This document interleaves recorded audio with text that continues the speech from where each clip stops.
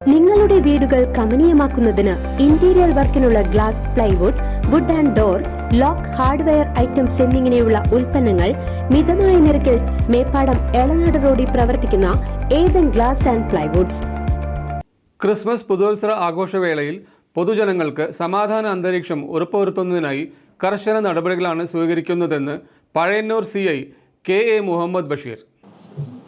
നമ്മുടെ ഈ ക്രിസ്മസ് പുതുവത്സര ആഘോഷങ്ങളുടെ ഭാഗമായിട്ട് പോലീസ് പുതിയ ബന്ദോബസ്ത് സ്കീം ഏർപ്പെടുത്തിയിട്ടുണ്ട്.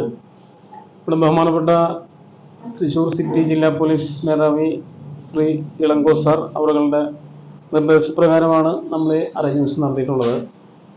ഇതിൻ്റെ ഭാഗമായിട്ട് നമ്മൾ ഡീറ്റെയിൽഡ് വെഹിക്കിൾ ചെക്ക് ഉണ്ടാവും. പ്രധാനമായിട്ടും ഡ്രങ്ക് ആൻഡ് ഡ്രൈവ് പിടിക്കുക, അതുപോലെ റാഷ് ഡ്രൈവിംഗ്, ഓവർ സ്പീഡ്, അതുപോലെ ഓവർലോഡ്, ഇങ്ങനെയുള്ള കാര്യങ്ങളൊക്കെ അതിൽ ചെക്ക് ചെയ്യുന്നുണ്ട്. പിന്നെ അതുകൂടാതെ ഞങ്ങൾ പ്രത്യേകം ഡ്രഗ്സ് NDPS റെയ്ഡ് നടത്തുന്നുണ്ട്. അതുകൂടാതെ ഫയർ ക്രാക്കേഴ്സ്, അതുപോലെ പ്രധാനപ്പെട്ട ഒരു പ്രശ്നം ഞങ്ങളുടെ ഇപ്പം ഈ പഴയന്നൂർ പോലീസ് സ്റ്റേഷന് ലിമിറ്റിലുള്ള ഒരു പ്രശ്നം എന്ന് വെച്ചിട്ടുണ്ടെങ്കിൽ പന്നിപ്പടക്കത്തിൻ്റെ ഒരു വിഷയമുണ്ട്. അപ്പോൾ അത് ഞങ്ങൾ ഡീറ്റെയിൽ ആയിട്ട് ഇപ്പോൾ അതിൻ്റെ ഭാഗമായിട്ട് റെയ്ഡുകൾ അറേഞ്ച് ചെയ്തിട്ടുണ്ട്. 1-2 നമ്മൾ ചെയ്തിട്ടുണ്ട്. അപ്പോൾ ഒരു ഡീറ്റെയിൽഡ് ആയിട്ടുള്ളൊരു ക്രമസമാധാന പട്രോളിംഗ് ആണ് നമ്മൾ അതിൻ്റെ സ്കീം തയ്യാറാക്കിയിരിക്കുന്നത്. പ്രധാനമായിട്ടും നമ്മുടെ പഴയന്നൂർ പോലീസ് സ്റ്റേഷൻ ലിമിറ്റിൽ 2-3 റിസോർട്ടുകളുണ്ട്.